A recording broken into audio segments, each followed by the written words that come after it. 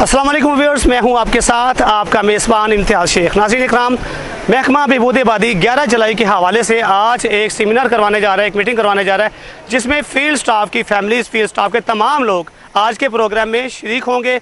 और डीजी साहबा की आमद मतलब कि आज की चीफ गेस्ट जो है हमारी डीजी साहबा मैडम समन राय साहबा भी आज यहाँ पर तशरीफ़ लाएंगी। डिस्ट्रिक्ट ऑफिसर लाहौर जनाब इनाम साहब जो कि हमारे साथ काम कर रही है, एक NGO, उनका बहुत सारी कॉन्ट्रीब्यूशन होती है हमारे साथ। तो आज का प्रोग्राम में क्या हो रहा है, मेरे साथ रहिए, आपको दिखाते हैं। Assalamu alaikum audience. I am Asif Akram, clinical psychologist from Sir Ganga Ram Hospital. I am here to host this event today organized by District Population Welfare Office Lahore. अपनी इस तकरीब का बाकायदा आगाज़ करते हैं तिलावत कुरान पाक से, और इसके लिए मैं दावत देना चाहूँगी मोहम्मद रिजवान अहमद को। प्लीज़ स्टेज पर आएँ और तिलावत कुरान पाक पे। औज़ु बिल्लाहि मिनश शैतानिर रजीम। बिस्मिल्लाहिर रहमानिर रहीम। शुरू करता हूँ अल्लाह के नाम से जो बड़ा मेहरबान निहायत रहम करने वाला है। अल्हम्दुलिल्लाहि रब्बिल आलमीन। तमाम तारीफ़ें अल्लाह ही के लिए हैं जो रब है तमाम जहानों का। अर्रहमानिर रहीम, बड़ा मेहरबान निहायत रहम करने वाला है। मालिक यौमिद्दीन, मालिक रोज़े जज़ा का। इय्याका नअबुदु व इय्याका नस्तईन, तेरी ही हम इबादत करते हैं और तुझी से मदद मांगते हैं। इहदिना सिरातल मुस्तकीम, दिखा हमको रास्ता सीधा। सिरातल लज़ीना अनअमता अलैहिम, रास्ता उन लोगों का कि इनाम फरमाया तूने जिन पर। गैरिल मग़दूबि अलैहिम वलद्दाल्लीन, ना वो जिन पर तेरा गज़ब हुआ और ना ही भटकने वाले। सदक़ल्लाहुल अज़ीम। जज़ाकल्लाह। अब मैं दावत देना चाहूँगी नात रसूल मकबूल सल्लल्लाहु अलैहि वसल्लम के लिए। हमारे पास मौजूद है मिर्ज़ा ज़हीर अहमद साहब। आप प्लीज़ स्टेज पर तशरीफ़ लाएँ और नात पेश करें।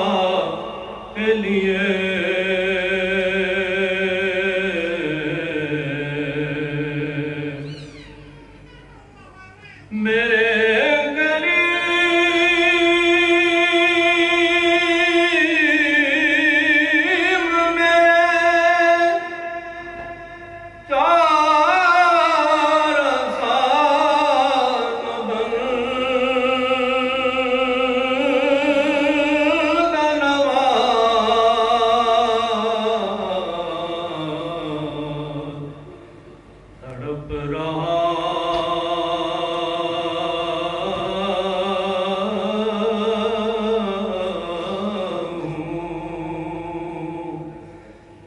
शहर की हवा के लिए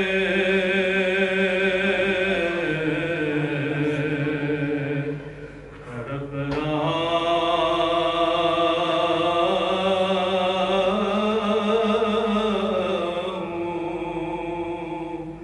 तेरे शहर की हवा के लिए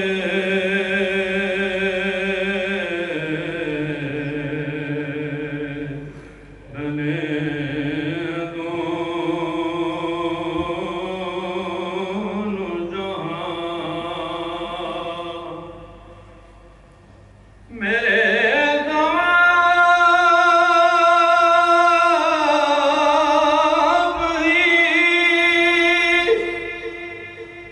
सब कुछ है या रसूल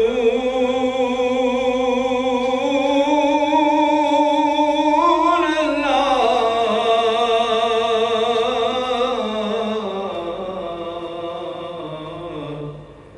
मैं जी रहा हूँ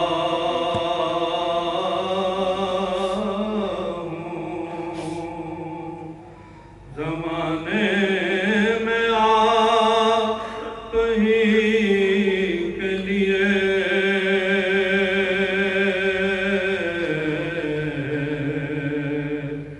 मैं जी रहा हूँ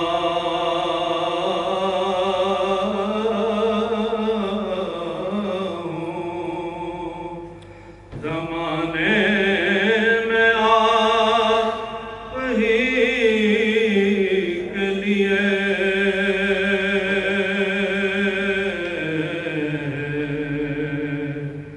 बने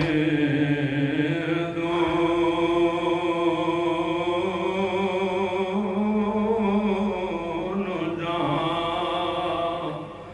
शाहिदो सरा के लिए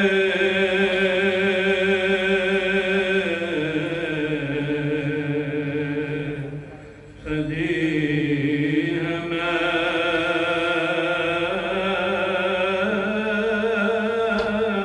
महफ़िलें कौनैन मुस्तफ़ा के लिए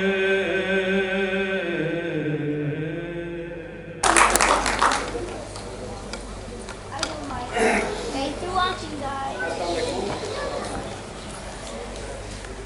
ऑनरेबल इनाम रहमान साहब, जनाब ज़ीशान फैसल साहब सोल्यूशन कोऑर्डिनेटर, और जनाब आमिर साहब मैजिस्ट्रेट सोसाइटी से, और तमाम ऑफिसर्स, डॉक्टर्स और इंचार्जेस और दूसरा स्टाफ पॉपुलेशन डिपार्टमेंट का, आप तमाम को आज के इस सेमिनार में खुश आमदीद।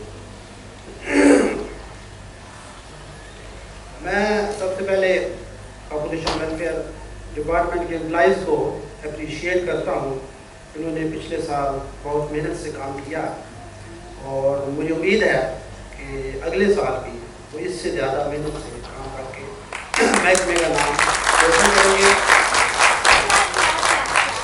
और इसको नई बुलंदियों तक पहुँचाएंगे। मैं मशहूर हूँ NGOs का कि उन्होंने भरपूर ताउन किया पूरे साल हमारे साथ, और मैं उम्मीद करता हूँ कि अगले साल भी ये तमाम NGOs, Green Star, Marie Stopes, FPAP और जो दूसरी हमारी फैमिली प्लानिंग के लिए जो काम कर रही है, उन्होंने बढ़ चढ़ कर हमारा साथ दिया, ताउन किया, क्योंकि आबादी इतनी ज़्यादा हो चुकी है, इसके लिए एक महकमा ही काफ़ी नहीं है। तमाम महकमों को इसके लिए काम करना होगा। महकमा महदूद आबादी हो या NGOs हो, महकमा सेहत हो या एजुकेशन डिपार्टमेंट हो या इन्वायरमेंट हो, क्योंकि जब आबादी में इजाफा होता है तो माहौलियात में तब्दीली आती है। आलमी यौम आबादी हम क्यों मनाते हैं? 11 जुलाई 1987 को दुनिया की आबादी 5 अरब हो गई। उस टाइम के सेक्रेटरी जनरल UN ने ये सारे मुल्कों के साथ मिलकर फैसला किया, क्योंकि आबादी में जो बेहंगाम इजाफा हो रहा है वो कहीं ऐसा ना हो कि हम किसी और मुसीबत में पड़ जाएं। उसके लिए हम अपने अवाम को, माशरे को, दुनिया को इसकी अहमियत को उजागर करने के लिए एक दिन बनाएं। तो 11 जुलाई 1987 को जो आखिरी बच्चा पैदा हुआ वो 5 अरब वाला था, यानी कि 12 बजे जो भी होगा। तो 5 अरब की आबादी 11 जुलाई 1987 को हुई। उसके हिसाब से हम आवाम की आगाही के लिए ये दिन मनाते हैं।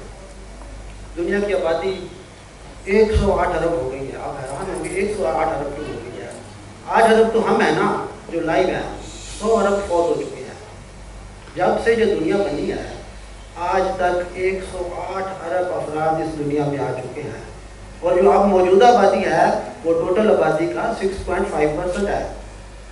जो हमारी टोटल आबादी आज तक दुनिया में आ चुकी है उसका हम सिर्फ 6.5% है, और हम इस ज़मीन पर पूरे नहीं आ रहे हैं। तो अगर 108 अरब होते तो क्या होता? ये फौत ना होती तो क्या होता? और अगर आबादी में इजाफा, जो दुनिया की आबादी में इजाफा हो रहा है वो 0.88% या 0.9% के हिसाब से हो रहा है, तो अगर ऐसी इसी रफ्तार से इजाफा होता रहा 2050 में दुनिया की आबादी 9.7 अरब हो जाएगी। ठीक है, जिससे कौन से मसाले पैदा होंगे? Food shortage, food insecurity, unemployment, environmental pollution, climatic change और फ्लड्स, ये सब फ्लड्स आएंगे। तो क्या होगा? बेरोजगारी, माहौलियाती आलूदगी, खुराक की कमी, पानी की कमी, इस जैसे मसाइल पैदा होंगे। आज की जो हमारा वर्ल्ड पॉपुलेशन डे का थीम है वो क्या है कि औरतों और लड़कियों को सेफ गार्ड दें, उनके और बच्चों के हकूक़ का तहफ़्फ़ुज़ किया जाए। तो इंग्लिश तो वो अलग है जो लिखी हुई है, लेकिन जो उसका बड़ा कॉम्प्लिकेटेड सा होता है, लेकिन इसका मतलब ये है कि औरतों और बच्चियों के हकूक़ का तहफ़्फ़ुज़ किया जाए। और बच्चों के हकूक़ क्या है? बच्चे को हलाल तरीके से पैदा किया जाए, उसको 2 साल माँ का दूध पिलाया जाए, उसको हलाल की रोज़ी से उसकी परवरिश की जाए, उसको अच्छी खुराक, अच्छा लिबास पहनाया जाए। 7 साल की उम्र हो जाए तो नमाज का हुक्म दे, 10 साल की उम्र हो तो मारपीट कर उससे नमाज पढ़ाएं, और जब 10 साल का हो तो अलग-अलग कमरों में सुलाया जाए। हमें से कितने हैं जिनके पास इतने कमरे हैं जितने बच्चे हैं? ठीक है, तो हमें आबादी उतनी बढ़ानी है जितने हमारे वसाइल हैं। 1471 में दुनिया की आबादी 500 मिलियन थी, आधा अरब, और 1804 में यानी 333 साल के बाद दुनिया की आबादी में सिर्फ 500 मिलियन का इजाफा हुआ। तो दुनिया की आबादी 1804 में 1 अरब होगी, और 1927 में दुनिया की आबादी 2 अरब हुई, यानी 123 सालों के बाद। और उसके बाद 1960 में दुनिया की आबादी 3 अरब होगी, जो कि सिर्फ 33 साल के बाद, 33 ईयर्स के बाद। और 1974 में दुनिया की आबादी 4 अरब हुई, तो सिर्फ 14 सालों में। और 1987 को दुनिया की आबादी 13 साल में 1 अरब के इजाफे से 5 अरब हो गई। 99 में हमारी आबादी 6 अरब और सिर्फ 12 सालों में। 2011 में 12 सालों के बाद दुनिया की आबादी 7 अरब होगी, और 2022 में 11 सालों में दुनिया की आबादी 8 अरब हो गई। 2037 में, यानी जो नेक्स्ट हम सोच रहे हैं कि बेहतर फैमिली प्लानिंग के तरीके और जो बाकी हमारे प्रिकॉशनरी मेजर्स, उसको देखते हुए जो 2037 है उसमें दुनिया की आबादी 9 अरब हो जाएगी, यानी 15 सालों के बाद। अब आबादी में इजाफे की रफ्तार कम होना शुरू हो जाएगी। और 2054 में दुनिया की आबादी 10 अरब हो जाएगी, यानी 17 ईयर्स के बाद। मैंने बताया 2050 में तो 9.7 अरब होगी, और 2054 में दुनिया की आबादी 10 अरब हो जाएगी। जब हम पाकिस्तान की आबादी को देखते हैं तो 1947 में पाकिस्तान की आबादी 3 करोड़ 25 लाख 32.5 मिलियन थी, जो कि आज कितनी हो गई है 49.5, यानी तकरीबन 25 करोड़ हो गई है, 8 गुना। 1947 से अब तक कितने साल हो गए हैं, कितने साल हो गए हैं, 76 साल हो गए हैं। तो 76 ईयर में हम 8 गुना हो गए हैं, और आगे ही अगर 76 ईयर में हम 8 गुना हुए तो पाकिस्तान का क्या हाल होगा जब हम 50 करोड़ हो जाएंगे। सॉरी, 8 गुना का मतलब है 2 अरब, 25 करोड़ है ना, तो 8 गुना 2 अरब होगा। 2 अरब कहाँ रहेंगे 50 इतने सालों में, 76 ईयर। तो इसके लिए हमें सोचना है, तो सिर्फ महकमा बहबूद आबादी को नहीं सोचना, सबको मिलकर सोचना है। जिसमें महकमा सेहत का बहुत रोल है, एजुकेशन डिपार्टमेंट का बहुत रोल है, और आपका माहौलियात उनका रोल है, फिर हमारा अपना जो है NGOs का रोल है, इंडिविजुअल्स का रोल क्या है। हम देखें बारिश होती है तो नाले उबल पड़ते हैं, नालों में पानी की गुंजाइश तो है, लेकिन हमारी हरकत ऐसी है कि वो लिफाफे उसमें काम करते हैं, ठीक है। और ट्रैफिक बहुत ज़्यादा है, और हम क्या करते हैं कि जहाँ भी एहतजाज हो ट्रैफिक नहीं करते हैं। अगर हमारी पे में इजाफा नहीं हुआ तो बेचारे मुसाफिर का क्या कसूर है, जिसका कसूर है उसके सामने जाकर एहतजाज करें। तो ये हमें बताया गया कि हमें अपने लोगों को एजुकेट भी करना है, यानी कि आपने रोड पर वो पान वाला फ्रूट नहीं फेंकना, आपने रोड पर कूड़ा क्रिकेट नहीं फेंकना, सफाई का ख्याल रखना है। वो टुकड़ी इधर उधर देख कर आप फेंक देते हैं रोड पर, ये हमें लोगों को एजुकेट भी करना है। यानी महकमा बहबूद आबादी जब जाए घर तो सफाई का भी लोगों को पैगाम दें। कल अखबार वालों से बात हो रही थी, हमने उन्हें भी कहा कि आप भी ज़रा लोगों को एजुकेट करें, महकमा जो सेहत है वो भी हमारे साथ है, MC वाले भी हम साथ हैं, तो वो बेचारे हम उन पर इल्ज़ाम देते हैं, तो होता क्या हम खुद उसके जिम्मेदार होते हैं।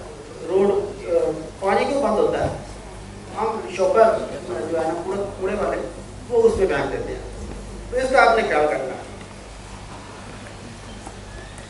अच्छा, पंजाब की आबादी 1951 में 20 मिलियन थी, 2 करोड़, जो कि आज बढ़कर कितनी हो गई है 14 करोड़। 14 करोड़, तो हम 7 गुना बढ़े हैं पंजाब में। हमें ये फख्र है कि पंजाब में महकमा बहबूद आबादी, NGO और महकमा सेहत और एजुकेशन के तावन से बाकी सूबों से बेहतर परफॉर्म कर रहा है। पंजाब का CPR तो महकमा बहबूद आबादी हर साल तेज़ी से बढ़ती हुई आबादी के मुतल्लिक आगाही और इसके असरात जो है लोगों तक पहुँचाने में, इसकी आगाही के मुतल्लिक हम सेमिनार्स और वाक जो है वो मुनक़्क़द करते हैं। तो हमारी कोशिश होगी कि आइंदा भी हम इसी किस्म के सेमिनार्स में, वॉक्स में, और जो दूसरे आगाही के हमारे वो वाले तरीक़ाकार है उसमें बढ़ चढ़ कर हिस्सा लें। और हमने जो बेस्ट परफॉर्मर हैं पिछले साल के लिए उनके लिए अवार्ड रखे हैं। 2 अवार्ड्स हमारे लाइफ अचीवमेंट के हैं, हमारी डॉक्टर इरम मौजूद हैं, डॉक्टर फरजाना मौजूद हैं, उनके लिए लाइफ टाइम अचीवमेंट अवार्ड हमने रखे हैं।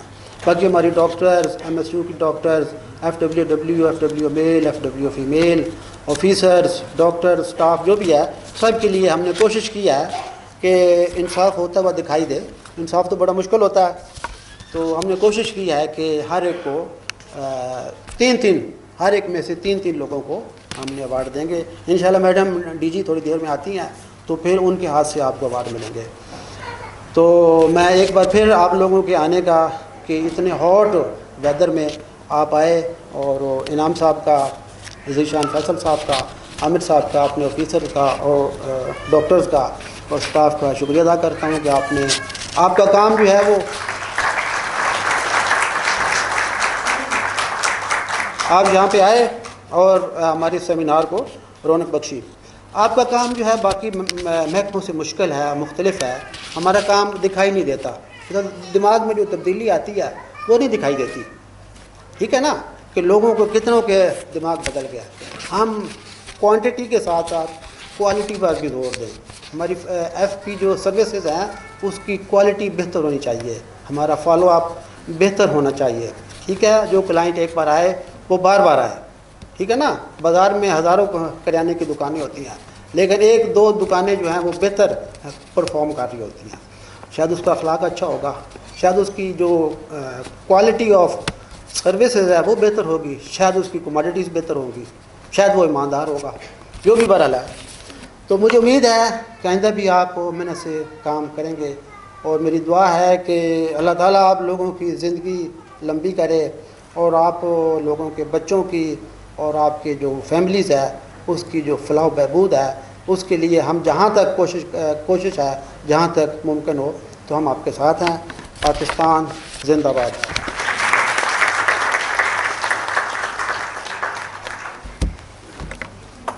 बहुत शुक्रिया सर, आपने बहुत ही जामे अंदाज में एक एनालिसिस पेश किया हमारे आजकल पाकिस्तान का जो बड़ा मसला बनता जा रहा है उसके ऊपर। और आपने जो अदाद शुमार बताए उसके मुताबिक तो एक तस्वीर बन रही थी, और वो ये थी कि शायद हम एक लम्हा फ़िक्रिया में ज़िंदगी गुजार रहे हैं और हमें सबको अब अपनी अपनी ज़िम्मेदारी का एहसास करना है। और आपकी सारी कॉन्वर्सेशन में एक और बात बहुत मीनिंगफुल थी, वो ये कि शायद अब हम अकेले बहुत कुछ ना कर सकें, हमारे साथ बहुत सारे डिपार्टमेंट्स चलेंगे और हमारे साथ NGOs चलेंगी, और हम सब अपने अपने हिस्से की ज़िम्मेदारी का एहसास करेंगे, तो तभी हम डिज़ायर्ड ऑब्जेक्टिव जो है उसको हम हासिल कर सकेंगे। एंड आई होप कि हम सब इसको ज़हन में रखेंगे। इसके साथ ही अब हमारे साथ मौजूद हैं हमारे बहुत ही senior doctor and return doctor Amjad Ramzan Sahab. Sir please आप स्टेज पर आएँ, और सर का आज का टॉपिक है प्रेजेंटेशन का main involvement in family planning, और सर अब हमें बताएंगे। बिस्मिल्लाहिर्रहमानिर्रहीम। मोहतरम मजहर इकबाल साहब, district population welfare officer, Inamur Rehman साहब, ज़ीशान साहब, आमिर साहब, और मोहतरम डॉक्टर साहिबान, साइकोलॉजिस्ट साहिबान, और हमारी फलाही मराकज़ की incharges, FWAs male and female, और बाकी सारे हाज़रीन। मैं आज कोई नई बात करने नहीं जा रहा, आप सब लोग इससे पहले से ही वाकिफ़ हैं, लेकिन सिंबॉलिकली हमें 11 जुलाई को वर्ल्ड पॉपुलेशन डे मनाना होता है। यौम आबादी का दिन जो हमें कुछ चीज़ों की याद दिलाता है। मैं वहाँ पर बैठे, मुझे अभी हदीस नबवी याद आ रही थी, जिसने एक इंसानियत की जान बचाई उसने गोया पूरी इंसानियत की जान बचाई। मुझे आपका ताउन चाहिए होगा मेरे साथ। हम लोग यहाँ पर वो जब तक टेक होम मैसेज डाइजेस्ट नहीं करके जाएंगे, हमें ये आलमी यौम आबादी का दिन यहाँ पर इकट्ठे होना समझ में नहीं आएगा। तो अभी हमने हदीस नबवी का जिक्र किया, जिसने एक इंसानियत की जान बचाई तो उसने गोया एक इंसान की जान बचाई तो उसने गोया पूरी इंसानियत की जान बचाई। अभी जैसे तमाम डॉक्टर साहब ने, मजहर साहब ने, और आगे भी हम आबादी का जिक्र कर रहे होंगे कि ये 5 अरब हुई तब हमने इसको आलमी दिन के तौर पर मनाना शुरू कर दिया। फिर उसके बाद हम अलार्म हुए, सेंसस स्टार्ट हो गए, और अब 7 बिलियन 7 अरब तक आबादी चली गई। अच्छा, इसके लिए हम तमाम चीज़ें कर रहे हैं, लेकिन माँ और बच्चे की सेहत पर, उसके बिहेवियर चेंज पर हमने कितना काम किया? क्या आप लोगों को काम, जैसे सर बता रहे थे, बड़ा मुश्किल है। हर पेशेंट हमारे लिए ऐसे ही होता है, हर क्लाइंट ऐसे ही होता है, जिसे अभी उसी से ही फैमिली प्लानिंग स्टार्ट हो रही है। And it's not an easy task कि आप किसी भी मेल सोसाइटी में जाकर उनसे जब आप वेजेक्टमी की बात करते हैं तो वो पहले तो आपकी तरफ देखते हैं, फिर अपनी तरफ देखते हैं कि यार ये क्या कहने आ गए। और वहाँ पर डॉक्टर साहब, यू आर डूइंग वंडरफुल। मैं गुजरांवाला, फैसलाबाद या जहाँ पर भी जाता हूँ तो डॉक्टर अमजद साहब का जब जिक्र होता है तो आई रियली ऑनर्ड। और फिर आपका डिपार्टमेंट ये काम 50 से 270 लोग वहाँ पर अपनी जान से हाथ धो बैठते हैं, और पूरा मीडिया, पूरा हमारा मुल्क, दुनिया जो है, शायद ही कोई ऐसा इंसान या ऐसे कोई होगा जिसकी आंखें पुरनम नहीं होंगी उस मामले पर। और कितनी हेडलाइन बन चुकी हुई थी। आज के जो अदाद शुमार हैं सर पॉपुलेशन काउंसिल के, और इस पर जितने भी इदारे हैं सर्वे वाले वो बताते हैं कि अभी पाकिस्तान में इस वक्त आपको आइडिया है सालाना कितनी प्रेगनेंसीज हो रही हैं? Any idea? 10 लाख। कुछ और? You can't imagine sir, thank you so much. Pakistan में जो सालाना प्रेगनेंसीज हैं वो 10 मिलियन प्रेगनेंसीज हो रही हैं। उसमें से 4 मिलियन प्रेगनेंसीज जो हैं अनवांटेड हैं। ऐसी हमारी वो माएँ, मेरी वो बहन, वो बेटी जो अभी अपने फ्यूचर को, अपने वसाइल को देखना चाहती है, वो भी इससे दो चार हो रही है। उसके नतीजे में क्या है कि तकरीबन 24 से 28 लाख ख़वातीन जो हैं वो अनसेव्ड अबॉर्शन की तरफ चली जाती हैं, जिसके लिए किसी भी IP प्रोटोकॉल को ख्याल नहीं किया जाता। Doctor knows very well. और उसका जो रिज़ल्ट है वो सालाना 12 से 14 हज़ार ख़वातीन अपनी जान से हाथ धो बैठती हैं। मेरे लिए ये लफ्ज़ आपके लिए सुनना बड़ा आसान है। विदिन मेरा ख्याल है 15 सेकंड भी नहीं लगे कि मैंने ये कह दिया 12 से 14 हज़ार ख़वातीन, वो मेरी माएँ, बहनें, बेटियाँ अपनी जान से हाथ धो बैठती हैं।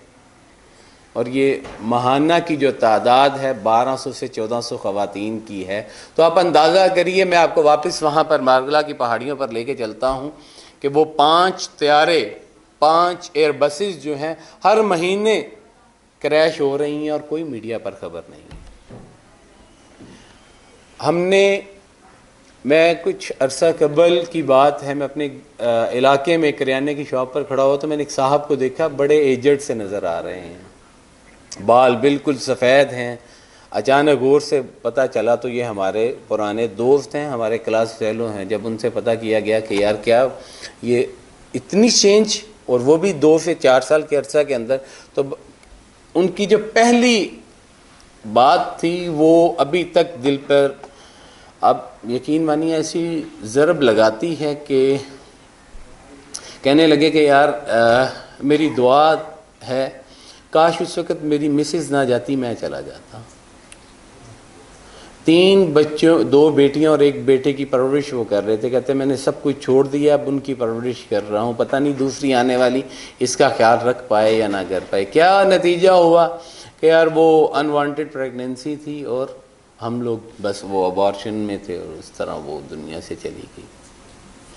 हमें, आप लोगों को, हमें सब मिलकर डेफिनेटली गवर्नमेंट के साथ अब प्राइवेट सेक्टर भी हम लोग काम कर रहे हैं। द चैलेंज इनिशिएटिव के तहत हम लोगों ने इसीलिए मोबाइल सर्विस यूनिट को स्ट्रेंथन किया है। आपके एरिया में सेटेलाइट कैंप को हम लोग कंडक्ट करवा रहे हैं, अनकवर्ड एरिया में ये मैसेज पहुंचा रहे हैं। वहाँ पर हमें उनकी बिहेवियर चेंज पर काम करना होगा। आज से कबल ऐसे ही था, जब आप मंसूबा बंदी का नाम लेते थे लोग आपसे बात नहीं करते थे। मैं अगर अपनी बात बताऊं तो जब मैंने अपनी मदर ऑर्गेनाइजेशन से स्टार्ट किया फैमिली प्लानिंग में, तो मैंने कोई पहले 3 माह तो घर बताया ही नहीं है मैं किस जो इदारे में काम कर रहा हूँ, क्योंकि मुझे वो एक शायद हेजिटेट थी है ये लोग क्या कहेंगे, क्या काम कर रहे हैं। आहिस्ता आहिस्ता जब बताया उनको समझ में आया, वही चीज़ें हमने अपनी फैमिली में कन्वर्ट की। हमें वहाँ पर लोगों के माइंडसेट को चेंज करने आएंगे ताकि आने वाले लोग ये ना कह सकें कि काश इस पर वही वाले वर्ड जो वो बाप कह रहा है, काश मेरी बीवी की जगह मैं चले जाता। तो ऐसा ना हो कि हमारे आने वाली नस्ल वो हमें, जैसे सर अभी बता रहे थे कि 108 अरब आबादी, तो मैं बिल्कुल अलार्म हुआ कि यार 108 तो 100 अरब दुनिया से जा चुके हैं। अगर उस वक़्त उनमें से काफ़ी लोगों ने सोचा होता, इस पर प्रॉपर प्लानिंग की होती, तो डेफिनेटली आज हमें वो 7 अरब या 8 अरब की आबादी का नहीं कहना पड़ता। और वक़्त अभी भी नहीं गुज़रा, हमें आज भी अपने हिस्से का शम्मा जो है वो जलानी है। And thank you so much, जज़ाकल्लाह। पाकिस्तान जिंदाबाद। Thank you very much mister Inamur Rehman Sahab. आपने बहुत ही सादा लफ्ज़ों में, बहुत ही आम फहम अंदाज में ये बताया कि ये किसी और की बात नहीं, ये हम सब की बात है, हम सब का मसला है और कैसे हम सब एक सफरिंग का शिकार हैं। अब सर डॉक्टर हमारे district population welfare officer sir Mazhar Iqbal साहब ने अपने वर्कर की कुछ मुश्किलात का जिक्र किया था और अब उन्हीं मुश्किलात को एक तस्वीरी शक्ल में देखने के लिए हमारे पास एक डॉक्यूमेंट्री है। आइए प्लीज़ मिल के देखते हैं। और ख़ुसूसन अपने भाई आमिर यूसुफ साहब जो कि समाजी खिदमात के हवाले से एक हमारे लिए इंतहाई काबिल कदर नाम है, उनका शुक्रिया अदा करता हूँ कि उन्होंने मुझे दावत दी और यहाँ पर आप ख़वातीन हज़रात से मुखातिब होने का मौका फ़राहम किया। आमिर यूसुफ साहब से जो मेरा रिश्ता है वो अल्फाज में बयान नहीं हो सकता, इसीलिए बहुत सी जगह ऐसी होती हैं कि इंसान अपने हकीकी भाई को भी इनकार कर सकता है, और लेकिन इनके साथ मेरा रिश्ता ऐसा है कि इन्होंने रात लेट मुझे दावत दी और सुबह मेरी पहले से हमारे लिए, हमारे माशरे के लिए और हमारी आने वाली नस्लों के लिए हमने सिर्फ अपने लिए नहीं सोचना।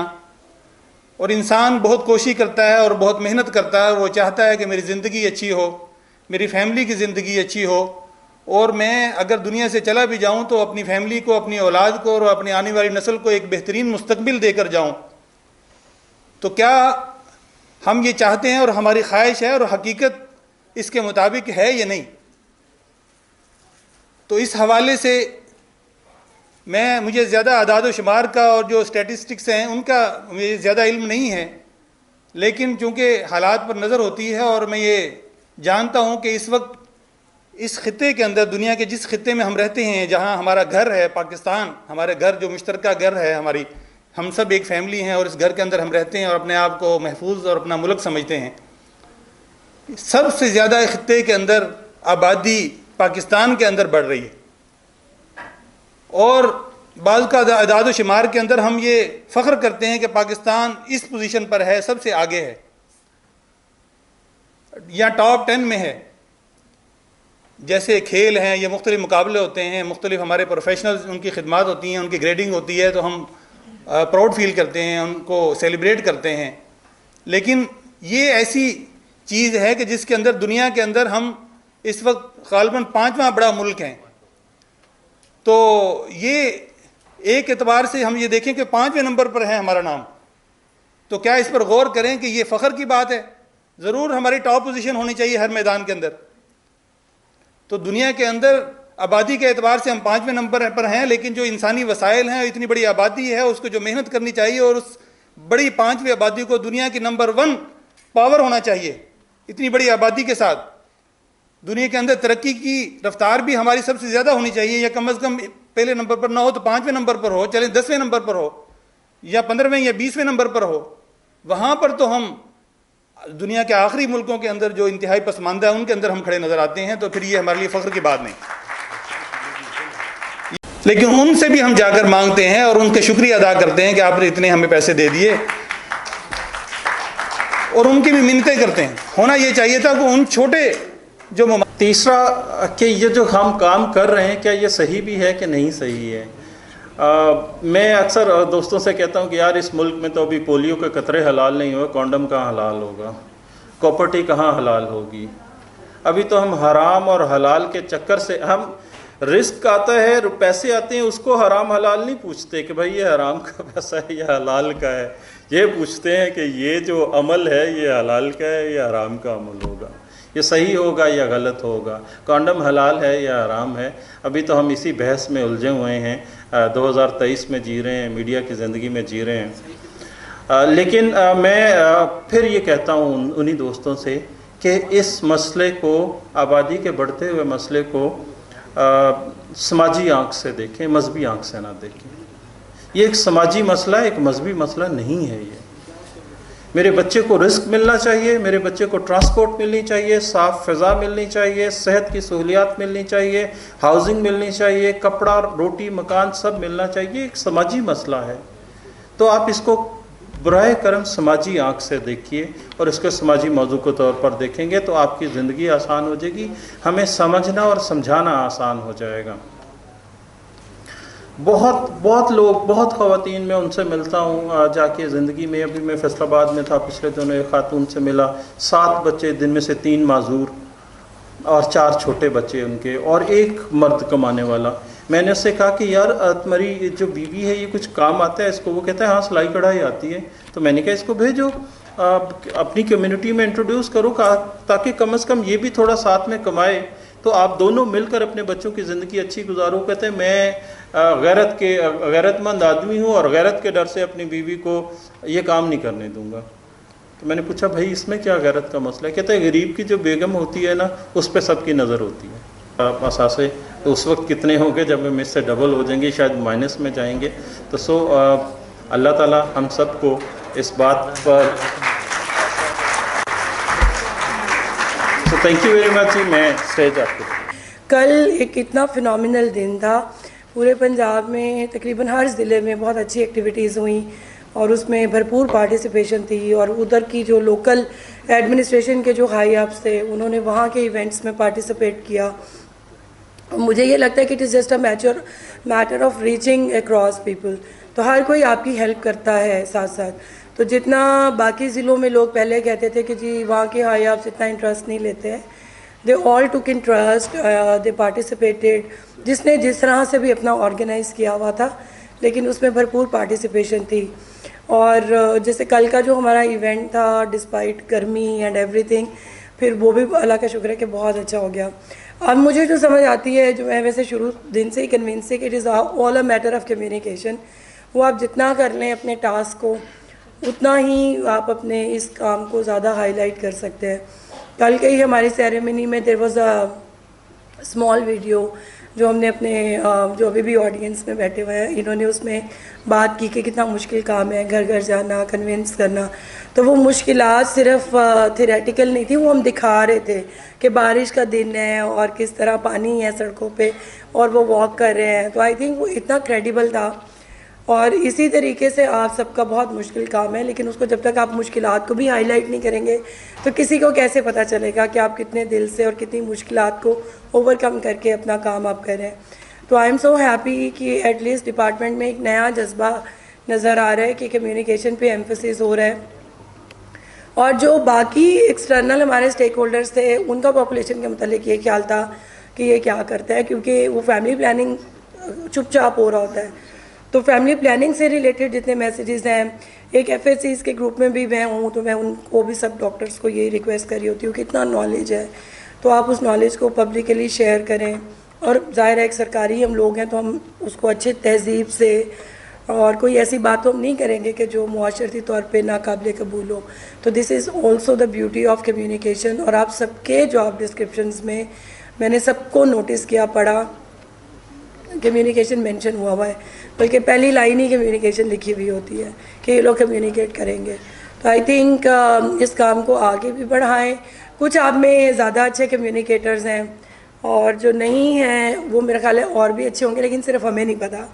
तो आई वुड रिक्वेस्ट एवरीवन कि इसको ज़रूर इम्प्रूव करें और जितने भी सोशल, डिजिटल, इलेक्ट्रॉनिक, प्रिंट और इस तरह के जो मीडियम्स हैं उनको यूज़ करें अपनी वर्किंग में। सेंटर के आसपास भी आप कम्युनिकेट कर सकते हैं, अब तो बहुत आसान है। ग्रुप्स बना लें व्हाट्सएप के, उसमें मैसेजेस डालें रोज़ाना सुबह। तो इससे आप मुआशरे में एक बहुत अच्छी मुस्बत तब्दीली लेके आ सकते हैं। आबादी तो खैर कम हो या ना हो, लेकिन आप ये भी इम्पॉर्टेंट बात है कि लोगों को उम्र के जिस हिस्से में जो इन्फॉर्मेशन चाहिए, अगर आप लोग वो नहीं उनको प्रोवाइड करते तो फिर आपको भी अपने से कल शिकवा होगा कि मौका तो मिला था लेकिन मैंने उसको अच्छे से यूटिलाइज़ नहीं किया। और कम्युनिकेशन अच्छा कर लें तो आई थिंक जो हमें आज फील होता है कि हमारे तो करियर ऐसे हैं, बस इसी में लॉक होके रह गए, इसी में बस ज़िंदगी ने चलते रहना। आई थिंक इसमें एक नयापन आ सकता है, आपको खुद अपने मुतालिक भी एक अच्छी फीलिंग आती है कि मैं कुछ और भी अटैम्प्ट कर सकता हूँ और कुछ अकम्प्लिश कर सकता हूँ। तो मोस्टली जब मैं देखती हूँ डॉक्टर्स की और फैमिली प्लानिंग या आबादी के रिलेटेड मैसेजेस मिलियंस में एक वीडियो गई हुई होती है, तो मैं अक्सर सोचती हूँ कि हमारे डिपार्टमेंट में हर बंदा इस काबिल है, इतना टैलेंटेड है, कॉन्फिडेंट है कि जब वो जाके लोगों को सीधा मिल लेते हैं तो उनको कम्युनिकेशन में क्या प्रॉब्लम हो सकती है। सारा दिन जो हमारे डॉक्टर्स हैं वो जिस तरह के क्लाइंट्स को डील करती हैं पेशेंटली, उसे तो बहुत ही इजी है कि बैठ के अच्छे से माहौल में एक अच्छी वीडियो बना लें और लेकिन उसको स्प्रेड आउट कर दें। So this is how I think एक इस तब्दीली के अमल को और तेज़ करने की ज़रूरत है। और आप सब जो यहाँ पे आ जाए हैं तो मुझे ज़्यादा कोई और स्पीचेस की बजाय ये बहुत इंपॉर्टेंट लगता है कि एक मुश्किल जो होता है ना, कॉम्प्लिकेटेड सिचुएशन, उसमें से कोई एक सिरा पकड़ लें तो वो सीधी होनी शुरू हो जाती है सिचुएशन। कि आप सब लोग इस एस्पेक्ट पे ज़रूर तवज्जो दें और जब से सबने कम्युनिकेट करना शुरू किया है तो मुझे इतना अच्छा फीडबैक सुनने को मिलता है। मैं जहाँ जाती हूँ लोग कहते हैं आपका महकमा बहुत काम कर रहा है। तो आप समझ लें कि मतलब रूह अफ़ज़ा पीने की ज़रूरत नहीं, वैसे ही इतनी एनर्जी आ जाती है। पॉजिटिव फीडबैक सुन के बतौर हेड मतलब एटलीस्ट मुझे बड़ी खुशी होती है कि चलें महकमे के काम को लोग रियलाइज़ कर रहे हैं, फील कर रहे हैं, और वो इतना जेन्युइन है। कोई उसमें हम पेड मीडिया नहीं लगा रहे, सब अपनी एफर्ट से अपनी कोशिश और जद्दोजहद से ये कर रहे हैं। So all of you are welcome. जैसे अब ये इम्तियाज़ साहब इस साइड पे है तो मैं इनका टैलेंट देखती हूँ तो लेकिन हर नई वीडियो के साथ एक नई बात सामने आती है। तो मुझे समटाइम्स लगता है कम्युनिकेशन एक ऐसी फील्ड है कि जिसमें हमें खुद भी नहीं पता कि हमारे अंदर क्या टैलेंट है। तो अगर आप थोड़ा सा एक्सप्लोर करें अपने आप को, as long as I am concern, camera चाहिए, टीम चाहिए, शूट करना है, स्क्रिप्ट बना लिया है, प्रोपेगेंडा या जब तक आप पॉजिटिव रीजंस के लिए उसको प्रोपेगेट नहीं करेंगे ना तब तक आवाम की समातों में वो चीज़ नहीं जाएगी। While I was coming here तो पहले मैं इसी इदारे की जो है ना डायरेक्टर जनरल वो रह चुकी हूँ फॉर सम टाइम। तो राइट पे नहीं बल्कि लेफ़्ट हैंड पे there is a radio channel FM 95 Punjab Rai, तो उसको हमने इतना इस्तेमाल किया था, कल्चर के लिए हम तब यूज़ करते थे और वो टीम इतनी अच्छी है। तो मुझे कभी कभी यही लगता है कि बस थोड़ा सा हमने अपने काम को चेंज करना है तो हर बंदा आपकी हेल्प और सपोर्ट करने के लिए तैयार होता है। Like yesterday I got back to back calls, एक को बंद किया, किसी को जूम पे इंटरव्यू दिया, किसी को फ़ोन पे दिया, so there would be another call from all the radio channels, all the TV channels, महंगे TV चैनल्स जिनको हम अप्रोच करने की कोशिश करते हैं वो हमारे पीछे पीछे कर। तो इस जज्बे को ज़िंदा रखने की बहुत ज़्यादा ज़रूरत है और ये सिर्फ आपके क्रिएटिव इनपुट से मुमकिन है। आप खुद इमेजिन करें कि अगर आप मुझे नहीं आइडियाज़ देंगे या जिन मोहल्ले गलियों में आप काम करते हैं और आपकी माशाल्लाह ज़िंदगी का जितना एक्सपीरियंस है, अगर आप कोई उसमें से स्टोरी मुझे नहीं बताएंगे तो जो लोग इस फील्ड के नहीं उनकी क्रिएटिविटी कितनी को चल सकती है। तो आप अपने माइंड को ज़रूर उसका क्रिएटिव इस्तेमाल करें। आपकी सबकी जॉब्स में कम्युनिकेशन लिखा हुआ है। आप बेशक सेंटर में खड़े होकर क्लाइंट से बात कर लें, बेशक उसको आपने कोई ब्रोशर पकड़ा दिया, आप इन्हीं बातों को रिकॉर्ड भी करवा सकते हैं अगर आप सोचें तो। सो मैं तो सबको इनकरेज करूँगी कि ज़रूर अपने ज़रा टैलेंट को पहचानें। आप सब में माशाल्लाह ट्रिमेंडस टैलेंट मौजूद है और इतना आसान है, आप सबके पास स्मार्टफोन्स हैं। अभी हम हाथ खड़े कराएँ तो शायद ही कोई एक आधा होगा जिसके पास ज़रा पुरानी तर्ज का कोई फ़ोन सेट होगा, तो उसको यूज़ करें। मोबाइल का जो कैमरा है इस वक्त वो सबसे बेस्ट कैमरा समझ लें। ये तो फिर भी बहुत वज़नी कैमरा है, ट्राईपॉड पे लगाना पड़ता है, लेकिन mobile camera is so easy to use. आपका अपना मोबाइल है, नहीं पसंद आए डिलीट कर दें, पसंद आगे शेयर कर लें और शेयर अपलोड ना करें, उसको पहले मे भी मेरे से कर लें, मज़हर साहब से कर लें। आपकी हमने वो कमेटी भी तश्कील दी हुई थी, उसमें अच्छे स्पेशलिस्ट लोग हैं। चैनल भी अब आपका अपना है यूट्यूब का और पेजेस भी बने हुए हैं, FSCs के भी पेजेस बन गए हैं, तो डेस्टिनेशंस तो मौजूद है जिस पे जा सकता है। आप में से कोई भी कभी ये कहना कि जी मेरी ज़रा स्टोरी तो रिकॉर्ड कराएं, कोई आप पाकिस्तान का बेस्ट चैनल पकड़ें तो अगर मैं आपको उस पर ना चलवाऊँ तो फिर मेरी जिम्मेदारी है। लेकिन ये सब इसलिए है कि हमें कोई खाम खा की पब्लिसिटी नहीं चाहिए। ये इंस्पायरिंग स्टोरीज़ हैं, आप सबकी एफ़र्ट है, आप सबकी मेहनत है, पूरा साल इस कदर मेहनत है। मतलब अगर आपको जाना पड़े गर्मी में, इमेजिन करें 40 डिग्री से ऊपर और गलियां गलियां, घर घर, और अगर वो ना भी हो, खाली अपने घर से आना सेंटर तक और उतनी गर्मी में फिर वापस जाना, बहुत मुश्किल नौकरी आप लोग कर रहे हैं। इसलिए मतलब as long as I am concern, secretary Sahab is concern, full respect for all this. आज 2:30 बजे हमारी एक बड़ी प्रेजेंटेशन है to the chairman P&D department, जहाँ से हम सब लोग रिसोर्सेज लेते हैं। तो हम लोग, हमारी पूरी कोशिश ये होती है कि आपके महकमे की वर्किंग को ऊपर के लेवल पे बहुत अच्छे तरीके से हाईलाइट करें, ताकि फिर वो भी फील करें कि इसको ज़्यादा रिसोर्सेज देने की ज़रूरत है, इसकी HR को बढ़ाने की ज़रूरत है। जिन ज़िलों में ऑलरेडी थोड़े सेंटर्स हैं उसको इंक्रीज़ करने की ज़रूरत है।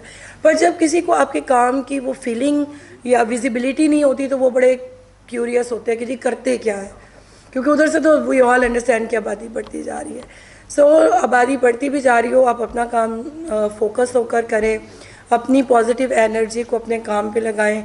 अब ये मीडिया की एज है, लेकिन इसी में अब नया करियर भी लोग अडॉप्ट कर रहे होते हैं। तो जब आप इतने माशाल्लाह कॉन्फिडेंट हैं, आप अच्छे से बात कर सकते हैं, आपके पास एक मैंडेट है बात करने के लिए, उसको आप अपना कन्वर्ट करें और उसको आप ज़रूर टेक्नोलॉजी का सहारा लें। मैं तो सबको इनकरेज करूँगी। हाँ, ये ज़रूर है कि एक अपने आपके अंदर अपना एक सेंसर बोर्ड होना चाहिए कि ये कहाँ तक इसको मैंने लेके जाना है। वो हमें सबको पता होता है, हमें किसी दूसरे की वीडियो देख के अंदाज़ा हो रहा होता है कि ये ओवर हो रहा था, ये किसी और तरीके से बनाई जा सकती थी, इसकी एक्सेप्टेबिलिटी क्या होगी। आई थिंक अब तो हम सब जज भी कर लेते हैं, तो उसको यूज़ करें और मुझे भी आइडियाज़ दें। आप लोगों की जो मुश्किल जर्नी है लाइफ का, इसको भी हम डॉक्यूमेंट कर सकते हैं। कल जो हमारा प्रोग्राम था उसमें सबसे ज़्यादा अप्रिसिएशन उस डॉक्यूमेंट्री को मिली थी जो हमारे मोबिलाइजर्स और वर्कर्स और उनके वर्किंग के स्टाइल के ऊपर थी। Thank you so much. And अब आपका जो प्रोग्राम है, I stay around for some time, so you may continue. Thank you so much.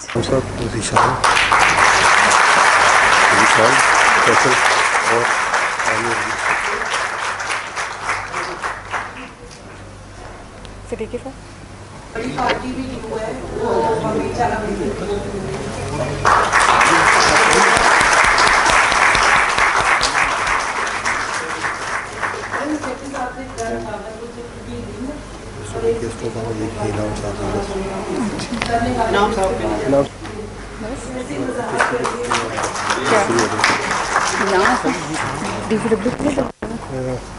Sir कह मेरा नहीं, सर के नहीं है, ठीक है।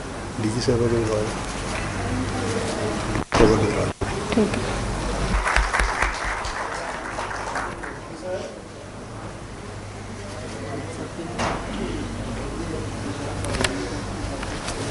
आपसे चीफ गेस्ट। अच्छा यार, मेरा तो ख्याल है कि डीजी साहब को बाद में करते हैं, अपनी शुरू कर देते हैं। सर अब चीफ गेस्ट की चीफ गेस्ट की बताएं सिद्दीकी साहब, जल्दी बताया करें।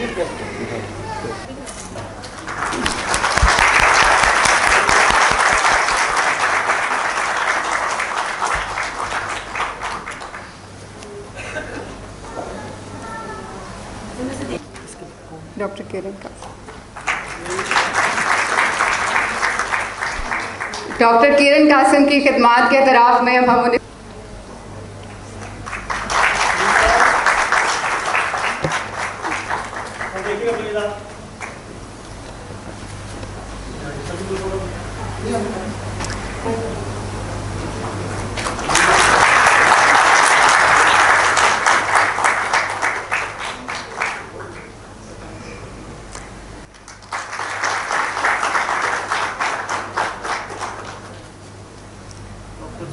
डॉक्टर ज़ाहिरा तारुफ, उनके बिहाफ में miss Anja Javed but receive करेंगी। डॉक्टर अमजद रमज़ान, डॉक्टर नौरीन अनवर,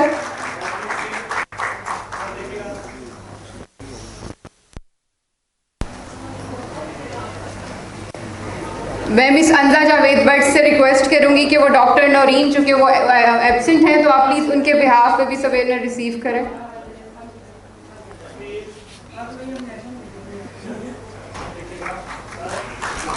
आप बस छोड़ दें, बस हो गया। डॉक्टर नौरीन का कौन है? साइकोलॉजिस्ट का किसको दिलवाना? डॉक्टर नौरीन आ गया, अंजा को दे दें। किसको बुलाना? साइकोलॉजिस्ट दे दें। वो कौन से लेके? चलो वो मेरा अनाउंस करें, फिर मुझे आप करें। और अब ये साइकोलॉजिस्ट में मिस आसफा इकराम के नाम के ये तमाम के नाम है, ये सबकी तरफ से लीड कर।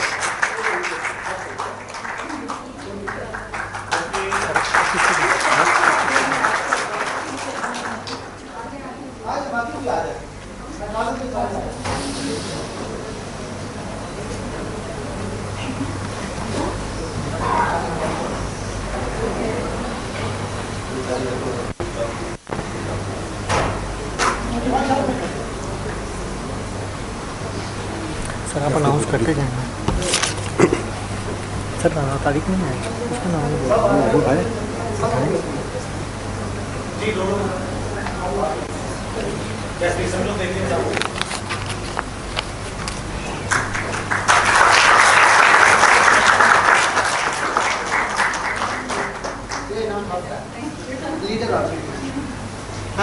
अच्छा, अब हमारे फील्ड स्टाफ की जो है वो इनक्रेजमेंट के लिए कैटेगरी, जिस तरह मदर साहब ने बताया था कि family welfare worker, FW female और FW मेल, सोशल मैनेजर, सबके इनक्रेजमेंट के लिए हमने उनके लिए भी शील्डें बनाए रखी हैं।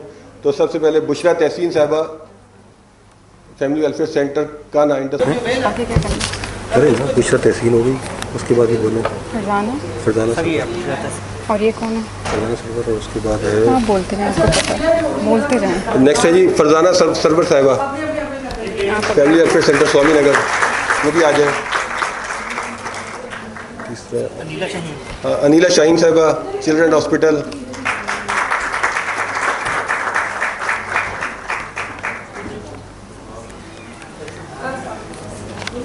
बाकी भी बुला लें। नेक्स्ट रेडी करो, FW फीमेल रेडी करो। Anila Shaheen Sahiba, family welfare centre, children hospital.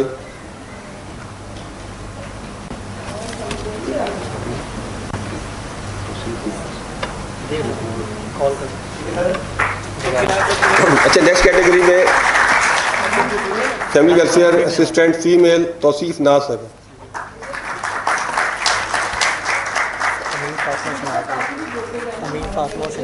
Next जी Amin Fatima, family welfare centre Mujang hospital. उनसे भी दरख्वास्त है कि आ जाए। वो रिजवान बैठा, रिजवान को बुलाना, उसको दे रिजवान मकबूल, आप जाएँ, उनका अमीन फातिमा साहिबा का अवार्ड सीख।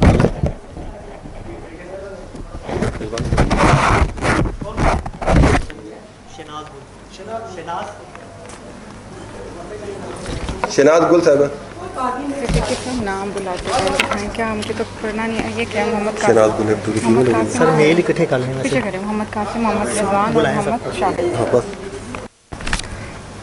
मोहम्मद शाहिद है, Muhammad Qasim, Muhammad Rizwan and Muhammad Shahid, please come on the stage. इनको बुलाना कि नहीं? बस जाना बुलाओ। क्या नाम है ये सारे? ये जी इरफान भट्टी, हफीजुल बरकात और मोहम्मद अफजल नकी।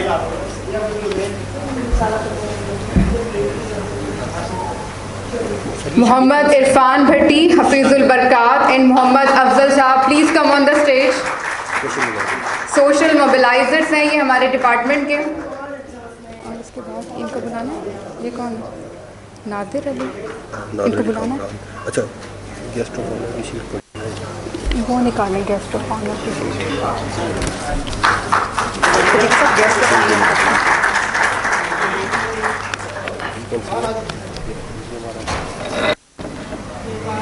कोई दे दे, कोई दे दे। कागरान साहब और ये ना इनको बुलाना।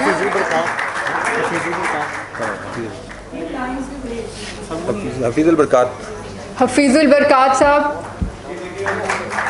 तो इनको बुलाना, इनको बुलाना।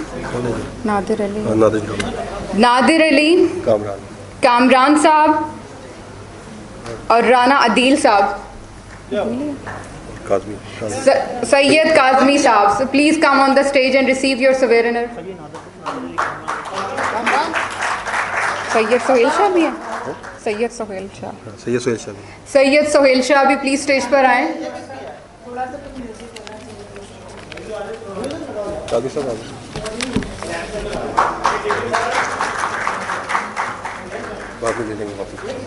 अच्छा मुझे बताएं चीफ ऑफ क्या है, क्या है?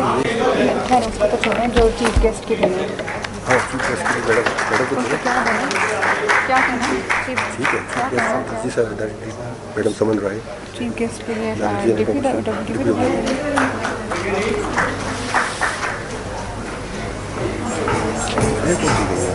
बस जाने दें, बहुत अच्छा सर। बस मैडम को देते हैं चीफ गेस्ट की।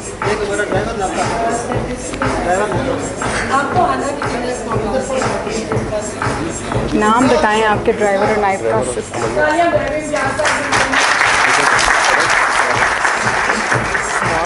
उस्मान भुट्टा सईद और हुमायूं।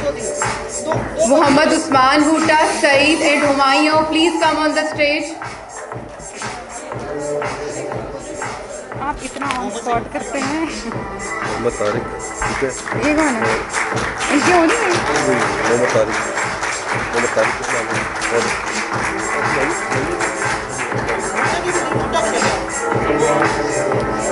मोहम्मद तारिक आगे सही बोल रहे हैं। बुलाऊं? मोहम्मद तारिक, मोहम्मद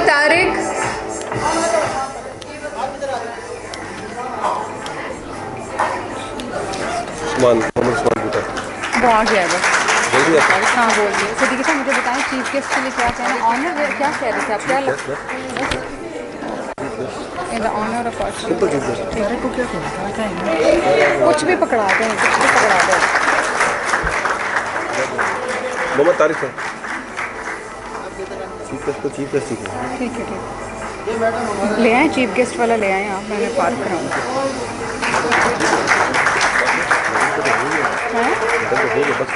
होगी बस। अब थैंक यू वेरी मच। और आगे क्या करना है?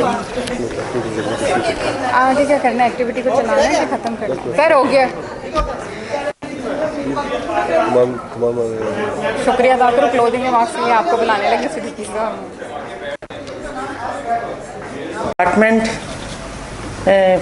क्योंकि डिपार्टमेंट में मैंने जो है ना तकरीबन आलमोस्ट 30 इयर्स काम किया है, तो 30 इयर्स में जो है ना मैंने फील्ड में भी काम किया है तकरीबन 4 साल, आउट ऑफ सिटी भी काम किया 3 साल, फिर लाहौर में किया, फिर इसके बाद मैंने सेक्रेटेरिएट लेवल पे भी काम किया है, फिर मैंने as a trainer, service provider और जो है ना जो FHC में और गंगाराम हॉस्पिटल में मैंने तकरीबन 15 इयर्स काम किया। तो सब लोग जो है ना वो शुक्र है अल्लाह मियाँ का, मैंने अपनी बड़ी बेस्ट एफर्ट से कोशिश की है कि इस डिपार्टमेंट को बल्कि अपने घर की तरह ही मैनेज किया है और इसी तरीके से अपनी पूरी कोशिश की है। तो मैं चाहती हूँ कि भी आइंदा भी जो है ना इन फ्यूचर भी जो है ना सारे कोलीग्स वगैरह इसी तरह जो है ना वो अपने हार्ड वर्क से, अपनी एफर्ट से कोशिश करें कि जो हम अपने डिपार्टमेंट के टारगेट्स हैं ना वो अचीव कर सकें।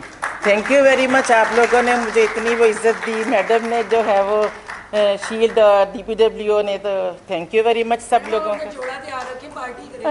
To all and respected DG साहिबा और DPW साहिब मैं आज बहुत खुश हूँ कि मैंने अपनी 30 इयर्स बल्कि मोर देन 30 इयर्स टेन्योर अपनी जॉब का कंप्लीट किया और फिर भी वॉलंटरी बेसिस पे मैंने रिटायरमेंट ली। आज की मैंने मेरा टेन्योर तो जो भी है 30 इयर्स मैंने जहाँ जहाँ स्पेंड किए, मैंने LGH में रही या कोट ख्वाजा सईद में मैंने बहुत अरसा गुजारा और अब सर्विसेज से मैं रिटायर हुई।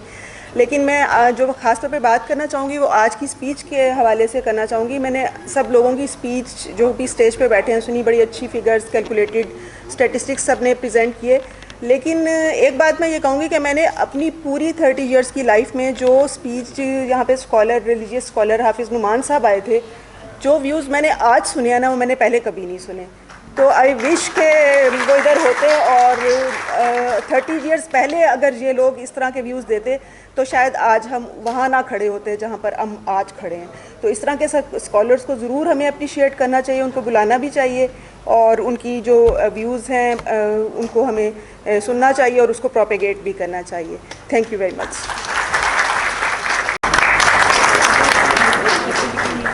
जी अस्सलाम वालेकुम। सबसे पहले तो मैं थैंक यू अदा करना चाहता हूँ आप सब लोगों का जिन्होंने इतना सक्सेसफुल सेमिनार किया, और DG साहिबा थैंक यू, और DPW साहब मज़र साहब इन्होंने मैं यहाँ सिर्फ एक बात ये कहना चाहूँगा कि जिस तरह सारे लोगों ने आज जिस तरह अपने वैल्यूएबल कमेंट्स दिए हैं, रिमार्क्स दिए हैं, तो मैं समझता हूँ जिस तरह के गवर्नमेंट ऑफ पॉपुलेशन डिपार्टमेंट ये काम कर रहा है तो उसके साथ मिलके जिस तरह बाकी हम स्टेक होल्डर NGOs काम करना चाहिए हम सबको मिलके इकट्ठे, क्योंकि जिस तरह आबादी के बढ़ते हुए मसाइल हैं तो इसका जो सामना है वो अकेले एक हुकूमत अगर नहीं कर रही तो हम सबको मिलके इसमें अपना अपना रोल प्ले करना है और इसको कामयाब करना है। इसी तरह पाकिस्तान तरक्की करेगा। Thank you very much. Thank you. मुल्क साडा डूबा जा रहा की करिए फलड़ आबादीदा आ रहा की करिए ओए लोगों बात मानो। हल भी बता रही मैडम। और लोगों बात मानो, 2 बच्चों को बेस्ट जानो। अब मैं इससे ज़्यादा क्या कहूँ, पॉपुलेशन चीख चीख हार रहा, की करिए मुल्क साडा डूबा जा रहा, की करिए। पहले भी केड़ी घट सी जिहड़ी आबादी अज तक सी, दूजा रोज़ नवियां शादियां होर वधन गियां आबादियां, महंगाई ने भी मारिया, की करिए मुल्क साडा डूबा जा रहा, की करिए। घर रोटी जूते कपड़े गैस बिजली तलीम दे खर्चे, घर रोटी जूते कपड़े गैस बिजली तलीम दे खर्चे, जिन्हां कीतियां बेपरवाहियां लंबे लैना बच्चियां दियां लाइयां, हर ओ बंदा पछता रहा, हुण की करिए। एंड में हल कम बच्चे खुशहाल घराना, दुख कम खुशियां दा खजाना, वेख चादर पैर फैलाना, फिर बाद में ना पछताना, बेरोजगारी ने दिल साड़िया, की करिए मुल्क साडा डूबा जा रहा, की करिए फ्लड आबादी दा आ रहा, की करिए। Thank you. पाकिस्तान